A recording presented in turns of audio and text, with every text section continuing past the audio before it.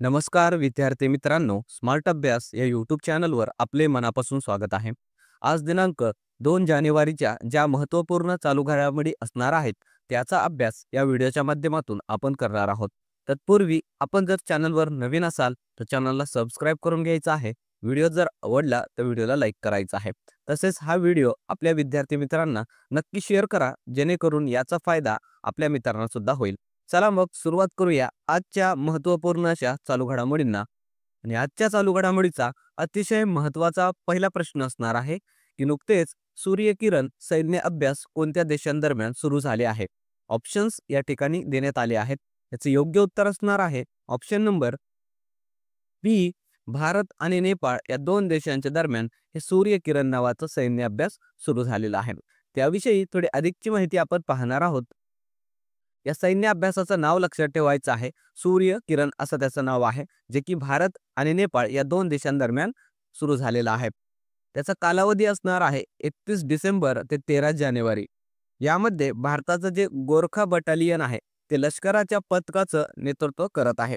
हा मुद्दा लक्षात ठेवायचा आहे. आणि या सैन्य अभ्यासाचं उद्देश काय आहे तर आपत्ती काळामध्ये मानवतेच्या दृष्टिकोनातून संयुक्त कार्यक्षमता बळकट करणे हा त्याचा उद्देश आहे. त्यासोबतच 2024 या वर्षामध्ये इतर जे सैन्य अभ्यास झालेले आहेत ते सुद्धा माहिती असणं आपल्याला गरजेचं आहे. तर पहिलं सैन्य अभ्यास आहे डेझर्ट सायक्लोन, जे की भारत आणि UAE या दोन देशांच्या दरम्यान झालेला आहे.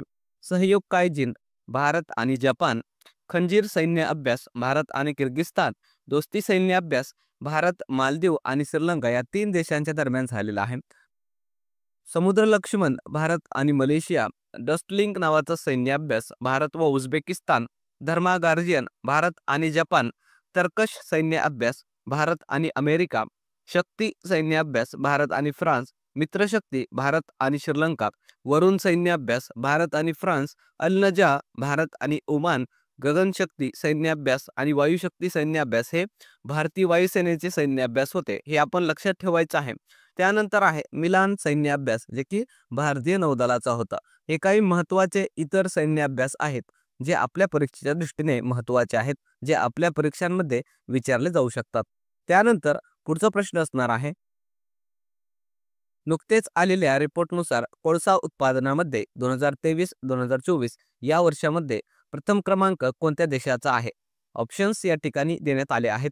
याचं योग्य उत्तर असणार आहे ऑप्शन नंबर डी. आपला भारत देश हा या रिपोर्टनुसार जगामध्ये कोळसा उत्पादनामध्ये प्रथम क्रमांकावर आलेला आहे. त्याविषयी थोडी अधिकची माहिती आपण पाहणार आहोत. नुकतंच जे काही रिपोर्ट आलेला आहे त्यानुसार 2023-2024 या वर्षामध्ये भारत हा कोळसा उत्पादनामध्ये जगात पहिल्या क्रमांकावर आलेला आहे. या अगोदर कोळसा उत्पादनामध्ये चीन हा प्रथम क्रमांकावर होता. तर भारताचा पहिला क्रमांक आलेला आहे, म्हणून हा पॉईंट आपल्यासाठी महत्त्वाचा आहे, ते आपण लक्षात ठेवायचं आहे. त्यासोबतच भारतामध्ये कोणत्या प्रकारचे कोळशाचे प्रकार आढळतात हे आपल्याला माहिती असायला पाहिजे. तर भारतामध्ये एकूण 4 प्रकारचे कोळसे हे आढळतात. तर पहिला आहे अँथ्रासाइट, त्यानंतर आहे बिटुमिनस, लिग्नाइट आणि पीट. तर त्याविषयी काही पॉईंट्स लक्षात ठेवा. अँथ्रासाइट जो आहे तो सर्वात उत्तम दर्जाचा असा कोळसा आहे, ज्यामध्ये 85 ते 95% पर्यंत कार्बन हे पाहायला मिळतं. म्हणजे हे जास्त जळताना जास्त धूर सोडत नाही, यापासून जास्त राख निघत नाही. अतिशय उत्तम असा जळतो आणि यामधून एनर्जीही मिळत असते. त्यानंतर आहे बिटुमिनस, जो भारतात सर्वाधिक आढळतो. आणि शेवटी आहे पीट, जे की सर्वात निकृष्ट अशा दर्जाचा कोळसा आहे, ज्याच्या ज्वलनामधून खूप साऱ्या मोठ्या प्रमाणामध्ये राख ही निर्माण होत असते आणि धूर हा होत असतो. तर हे आपल्याला लक्षात ठेवायचे आहे या कोळशाच्या प्रकारांचा सुद्धा. त्यानंतर पुढचा प्रश्न असणार आहे, नुकतेच प्रकाशित रिपोर्टनुसार भारतातील सर्वात श्रीमंत मुख्यमंत्री कोण ठरले आहेत. ऑप्शन्स या ठिकाणी देण्यात आले आहेत. याचं योग्य उत्तर असेल option number A. Chandrababu Naidu, जे आंध्र प्रदेशचे मुख्यमंत्री आहेत. ते भारतातील सर्वात श्रीमंत मुख्यमंत्री बनले आहेत. त्याविषयी थोडी अधिकची माहिती आपण पाहणार आहोत. तर नाव लक्षात ठेवायचं आहे. हे रिपोर्ट कोणी प्रकाशित केलेले आहे तर असोसिएशन ऑफ डेमोक्रॅटिक रिफॉर्म याने हे रिपोर्ट प्रकाशित केलेले आहे. यानुसार सर्वात श्रीमंत मुख्यमंत्री चंद्रबाबू नायडू आहेत. त्यांची संपत्ती एकूण 931 कोटी सांगण्यात आलेली आहे. दुसऱ्या क्रमांकावर आहेत अरुणाचल प्रदेशचे मुख्यमंत्री पेमा खांडू, ज्यांची संपत्ती 332 कोटी त्यानंतर तिसऱ्या क्रमांकावर आहेत कर्नाटकचे मुख्यमंत्री सिद्धरामय्या 51 कोटी आणि आपले जे महाराष्ट्राचे मुख्यमंत्री आहेत देवेंद्र फडणवीस यांचा क्रमांक हा 12वा आहे या यादीमध्ये. त्यासोबतच याच रिपोर्टमध्ये सांगण्यात आलेलं आहे की सर्वात गरीब मुख्यमंत्री हे ममता बॅनर्जी यांना दाखवण्यात आलेलं आहे. त्यांची संपत्ती अवघी 15 लाख रुपये एवढी दाखवण्यात आलेली आहे. त्यानंतर पुढचा प्रश्न बघण्या अगोदर व्हिडिओ कसा वाटला ते कमेंटमध्ये नक्की सांगायचं आहे. चॅनलवर नवीन असाल तर चॅनलला सबस्क्राईब करून घ्यायचं आहे.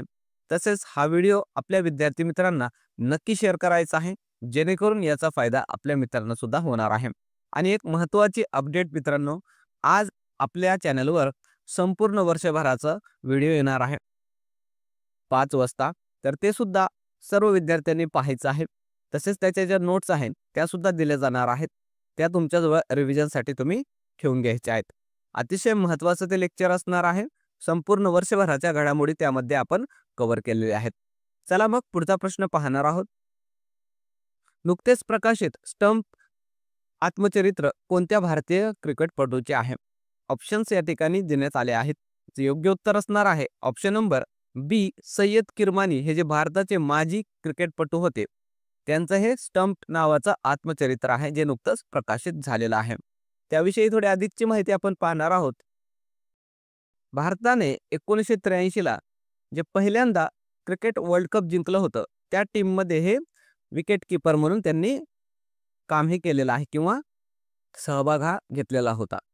आणि नुकतंच त्यांचं 75वा जे काही वाढदिवस आहे त्या दिवशी हे आत्मचरित्र प्रकाशित करण्यात आलेलं आहे. तर हे आपल्याला लक्षात ठेवायचं आहे फक्त एवढं.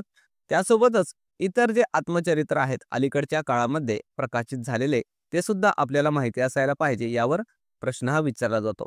तर पहिला आहे इम्परफेक्ट नावाचं आत्मचरित्र जे संजय मांजरेकर यांचं आहे. त्यानंतर आहे सिक्स मशीन, क्रिस गेल जो क्रिकेटर आहे.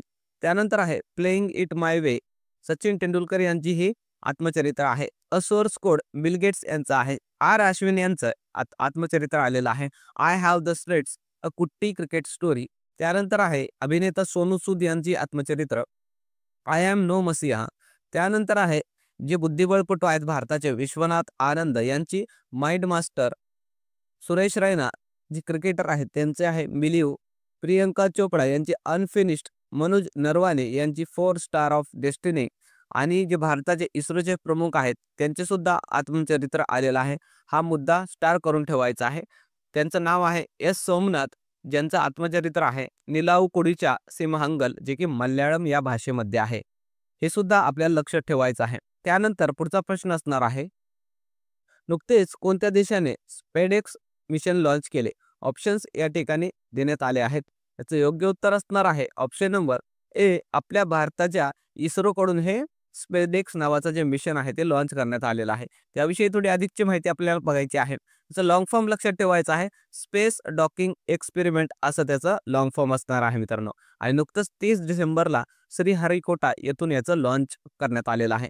त्याचं रॉकेट कोणतं होतं ज्याद्वारे हे मिशन लॉन्च करण्यात आलेलं आहे? तर PSLV C60 असं त्याचं नाव आहे. हे आपल्याला विचारलं जाऊ शकतं रॉकेट कोणतं होतं म्हणून, ते आपण लक्षात ठेवायचं आहे. याद्वारे काय केलं गेलेलं आहे की 2 उपग्रह आहेत त्यांना एकाच वेळी रॉकेटद्वारे अंतराळामध्ये सोडण्यात आलेलं आहे आणि नंतर परत अवकाशामध्ये गेल्यानंतर ते उपग्रह परत वेगळे केले गेलेले आहेत. त्यालाच डॉकिंग टेक्नॉलॉजी असं म्हटलं जातं मित्रांनो. आतापर्यंत ही टेक्नॉलॉजी भारताकडे नाहीये आणि आता आपण सध्या एक्सपेरिमेंट करत आहोत अशा प्रकारच्या टेक्नॉलॉजीचा. तर हा महत्त्वपूर्ण प्रश्न आहे आपल्या भारताच्या दृष्टीने, ते आपण लक्षात ठेवायचं आहे. नाव लक्षात ठेवायचं आहे स्पेडेक्स मिशन असं त्याचं नाव आहे. त्यासोबतच इस्रो जे आहे भारताची त्याविषयी काही पॉईंट्स लक्षात ठेवा. त्याचं लॉंग फॉर्म असणार आहे इंडियन स्पेस रिसर्च ऑर्गनायझेशन. याची स्थापना झाली होती 15 ऑगस्ट 1969 ला. मुख्यालय आहे बँगलोर या ठिकाणी आणि सध्या अध्यक्ष आहेत एस सोमनाथ. त्यानंतर पुढचा प्रश्न असणार आहे की नुकतेच कोणत्या राज्याने 2024 ची सिनियर राष्ट्रीय पुरुष हँडबॉल स्पर्धा जिंकली आहे? ऑप्शन्स या ठिकाणी देण्यात आले आहेत. याचे योग्य उत्तर असणार आहे ऑप्शन नंबर सी, केरळ या राज्याने ही स्पर्धा जिंकलेली आहे. त्याविषयी थोडी अधिकची माहिती आपल्याला पाहायची आहे. स्पर्धेचं नाव लक्षात ठेवायचं आहे सिनियर राष्ट्रीय पुरुष हँडबॉल स्पर्धा. याचं आयोजन केरळमध्ये झालेलं आहे. याची आवृत्ती 53वी आहे आणि विजेता सुद्धा केरळ हा राज्यात राहिलेला आहे. त्यासोबतच जी 20वी महिला आशिया हँडबॉल स्पर्धा झालेली आहे याच वर्षामध्ये, त्याविषयी सुद्धा आपल्याला लक्षात ठेवायचं आहे. याचं आयोजन नवी दिल्लीमध्ये झालेलं होतं. विजेता संघ होता जपान आणि उपविजेता दक्षिण कोरिया. त्यानंतरचा प्रश्न असणार आहे, नुकतेच प्रकाशित रिझर्व्ह बँक ऑफ इंडियाच्या रिपोर्टनुसार वर्ष 2024-25 साठी भारताचा अंदाजित जीडीपी वाढीचा दर किती सांगण्यात आला आहे? ऑप्शन्स या ठिकाणी देण्यात आले आहेत. याचे योग्य उत्तर असेल ऑप्शन नंबर बी 6.6% एवढं आरबीआय कडून 2024-2025 साठी भारताचा अंदाजित जीडीपी ग्रोथ रेट सांगण्यात आलेला आहे. त्याविषयी थोडी पॉइंट्स लक्षात ठेवायचे आहेत. तर हे जे आरबीआय आहे त्याने नुकतंच भारताच्या जीडीपीचा ग्रोथ रेट या वर्षासाठी 6.6 एवढं सांगितलेलं आहे. हा पॉइंट अतिशय महत्त्वाचा आहे. किती टक्के जीडीपी ग्रोथ रेट आरबीआय कडून सांगण्यात आलेला आहे ते आपल्याला परीक्षेमध्ये विचारलं जातं. तर म्हणून हा पॉइंट लक्षात ठेवायचा आहे. जीडीपी काय असतं तर ग्रॉस डोमेस्टिक प्रोडक्ट असं त्याचं लॉंग फॉर्म असतं. या जीडीपी वरून एखाद्या देशाचा आर्थिक विकास हा कसा होत आहे हे समजत असते. तर हे आपल्याला लक्षात ठेवायचं आहे. आणि तसेच हे जे काय आरबीआय आहे त्याविषयी काही पॉईंट्स लक्षात ठेवायचे आहेत. याचं लॉंग फॉर्म असणार आहे रिझर्व्ह बँक ऑफ इंडिया, ची स्थापना झाली होती 1 एप्रिल 1935 ला. तिचे गव्हर्नर आहेत सध्या संजय मल्होत्रा. पहिले भारतीय गव्हर्नर कोण होते आरबीआयचे हे सुद्धा आपल्याला परीक्षेमध्ये विचारण्यात आलेलं आहे. त्यांचं नाव लक्षात ठेवायचं आहे सी.डी. देशमुख. आणि आरबीआयचं कार्य काय असतं तर देशातील ज्या आर्थिक बाबी आहेत त्यावर नियंत्रण करण्याचं कार्य हे आरबीआय कडून केलं जात असतं. जसं एक्झाम्पलसाठी देशातील जी महागाई आहे ते नियंत्रणामध्ये ठेवणे, तसेच जे देशामधील बँकिंग सिस्टम आहे त्यावर काही नियंत्रण ठेवणे. तर हे काही महत्त्वाचे पॉईंट्स याविषयी लक्षात ठेवायचे आहेत. त्यानंतर पुढचा प्रश्न असणार आहे, नुकतेच केंद्रीय निवडणूक आयोगाच्या रिपोर्टनुसार 2024 च्या लोकसभा निवडणुकीत सर्वाधिक महिलांनी मतदान कोठे केले? ऑप्शन्स या ठिकाणी देण्यात आले आहेत. याचे योग्य उत्तर असणार आहे ऑप्शन नंबर बी पद्दुचेरी येथील ज्या महिला आहेत त्यांनी लोकसभेमध्ये सर्वाधिक मतदान केलेलं आहे. त्याविषयी थोडी अधिकची माहिती आपण पाहणार आहोत. तर त्या ठिकाणी किती मतदान झालेलं आहे महिलांचं सर्वाधिक आहे ते 53.03. हे भारतामध्ये सर्वाधिक महिलांनी त्या ठिकाणी मतदान केलेलं आहे. हे आपण लक्षात ठेवायचं आहे. त्यासोबतच जे लोकसभा निवडणूक झालेली आहे त्याविषयी काही पॉईंट्स लक्षात ठेवायचे आहेत. ही लोकसभा 18व्या क्रमांकाची होती. एकूण 7 टप्प्यांमध्ये ही निवडणुका घेण्यात आलेल्या होत्या. लोकसभेमध्ये एकूण जागा होत्या 543 आणि बहुमताचा आकडा सत्ता स्थापन करण्यासाठी 272 एवढा आहे. त्यासोबतच संपूर्ण देशभरामध्ये एकूण मतदान किती झालं असं जर विचारलं तर ते आपल्याला आकडा माहिती असायला पाहिजे. 65.79% एवढं भारतामध्ये मतदान यावेळेस झालेलं आहे. सर्वाधिक मतदान जर विचारलं कोणत्या राज्यात झालं तर आसाममध्ये झालेलं आहे 81.56% आणि सर्वात कमी बिहारमध्ये 56.19%. तर हे पॉईंट्स आपल्यासाठी महत्त्वाचे आहेत, ते आपण लक्षात ठेवायचे आहेत. त्यानंतर आपण कालच्या ज्या काही घडामोडी घेतल्या होत्या त्याचा क्विक रिव्हिजन या ठिकाणी करणार आहोत. तर पहिला प्रश्न आपण काल घेतला होता, पृथ्वीवरील 7 खंडातील सर्वोच्च शिखरे पार करणारी जगातील सर्वात कमी वयाची गिर्यारोहक कोण बनली आहे? आणि याचं योग्य उत्तर होतं option number A Kamya Karthikeyan. हिने नुकतंच जगातील जे काही 7 खंडातील सर्वोच्च शिखर आहेत ते तिने पार केले आहेत. त्याविषयी कालच्या व्हिडिओमध्ये आपण डिटेलमध्ये अभ्यास केलेला आहे. त्यानंतरचा प्रश्न आपण बघितला होता, नुकतेच भारतीय सेनेकडून छत्रपती शिवाजी महाराजांच्या पुतळ्याचे अनावरण कोठे करण्यात आले? आणि याचं योग्य उत्तर होतं ऑप्शन नंबर सी लडाख या ठिकाणी छत्रपती शिवाजी महाराजांच्या पुतळ्याचं अनावरण केलेलं आहे. त्यानंतरचा प्रश्न आपण बघितला होता, नुकतेच टेस्ट क्रिकेटमध्ये सर्वात जलद 200 विकेट घेणारा पहिला भारतीय गोलंदाज कोण बनला? आणि याचं उत्तर होतं option number D Jasprit Bumrah. त्यानंतरचा प्रश्न आपण घेतला होता, नुकतेच जिमी कार्टर यांचे निधन झाले, ते कोणत्या देशाचे माजी राष्ट्राध्यक्ष होते? आणि याचं उत्तर होतं ऑप्शन नंबर बी अमेरिका या देशाचे हे जिमी कार्टर माजी राष्ट्राध्यक्ष राहिलेले आहेत. त्यानंतरचा प्रश्न आपण बघितला होता, नुकतेच कोणत्या राज्य सरकारने भाषेसंबंधित समस्या दूर करण्यासाठी स्वर प्लॅटफॉर्म लॉन्च केले आहे? आणि याचं उत्तर होतं ऑप्शन नंबर डी गुजरात या राज्याने हे स्वर नावाचं प्लॅटफॉर्म लॉन्च केलेलं आहे. याविषयी कालच्या व्हिडिओमध्ये आपण डिटेलमध्ये अभ्यास केलेला आहे. त्यानंतरचा प्रश्न आपण बघितला होता, सीआरपीएफचे नवीन प्रमुख कोण बनले आहेत? आणि ऑप्शन्स या ठिकाणी आपण दिले होते. त्याचं योग्य उत्तर होतं option number C Vitul Kumar हे सीआरपीएफचे नवीन प्रमुख बनले आहेत. त्यानंतरचा प्रश्न आपण घेतला होता, भारतातील पहिले समुद्रावरील काचेच्या ब्रिजचे उद्घाटन कोठे करण्यात आले?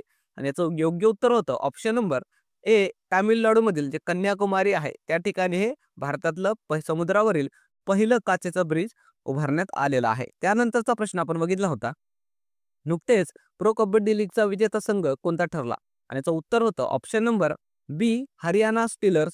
याने नुकतंच प्रो कबड्डी लीग जी झालेली आहे त्याचं त्याने जेतेपद पटकावलेलं आहे. या सर्व घडामोडींचा कालच्या व्हिडिओमध्ये आपण डिटेलमध्ये अभ्यास केलेला आहे. त्यानंतर मित्रांनो, काल आपण होमवर्क क्वेश्चन दिला होता. तर होमवर्क क्वेश्चन असा होता की महाराष्ट्राचे नवीन पोलीस महासंचालक कोण बनले आहेत? आणि ऑप्शन्स या ठिकाणी आपण दिलेले होते. याचं उत्तर हे सर्व विद्यार्थ्यांनी अतिशय डिटेलमध्ये अतिशय चांगल्या प्रकारे कॉमेंटमध्ये दिलेलं आहे. त्यांचं मनापासून अभिनंदन.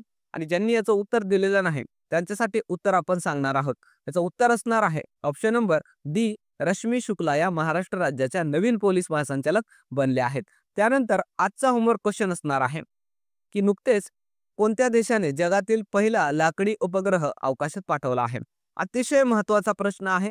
जगामध्ये पहिल्यांदाच ही घडामोड घडलेली आहे आणि अतिशय सोपा सुद्धा प्रश्न आहे. बघूया किती विद्यार्थ्यांना या प्रश्नाचं उत्तर हे येतं. सर्व विद्यार्थ्यांनी अतिशय चांगल्या प्रकारे डिटेलमध्ये उत्तर कमेंटमध्ये देण्याचा प्रयत्न करायचा आहे. कारण हे अतिशय महत्त्वाचे प्रश्न असतात जे तुमच्यासाठी आपण होमवर्क क्वेश्चन म्हणून देत असतो. बघूया मग किती विद्यार्थी याचं उत्तर हे देणार आहेत. चला मग थांबणार आहोत या ठिकाणी. पुन्हा भेटूया एका नवीन व्हिडिओसह. व्हिडिओ जर आवडला तर व्हिडिओला लाईक करायचा आहे. चॅनलवर नवीन असाल तर चॅनलला सबस्क्राईब करून घ्यायचं आहे.